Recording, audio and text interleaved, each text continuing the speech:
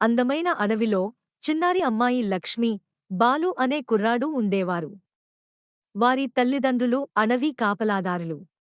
అడవి జంతువుల భాష అర్థం చేసుకునే అద్భుత శక్తి వారికి ఉండేది. రోజూ ఉదయం లక్ష్మి, బాలు పెద్దమర్రి చెట్టు కింద చేరుకునేవారు.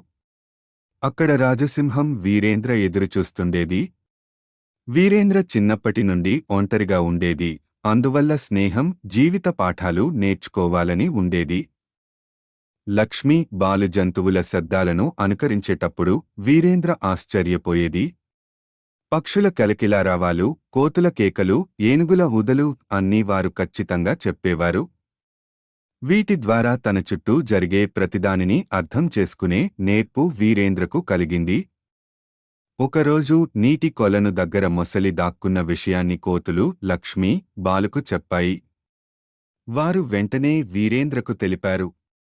వెంటనే వీరేంద్ర నీటి కొలను దగ్గరకు వెళ్లి గర్జించింది. జంతువులు రెకపడి వెనక్కి తగ్గాయి. అలా మొసలి దాడి నుండి వాటిని కాపాడేసింది. స్నేహం మన జీవితాన్ని అందంగా మార్చగలదు. కలిసి నేర్చుకోవడం వల్ల మనం ఎక్కువ విషయాలు తెలుసుకోవచ్చు.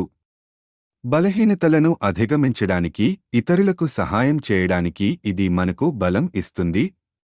Boy and a girl walking hand in hand on a forest path. Sunlight. A young boy crouching down, surrounded by various forest animals like birds, squirrels, and a deer, all looking at him curiously. Close-up of a boy with outstretched hands calming a fawn, the fawn looking up at him with big, trusting eyes.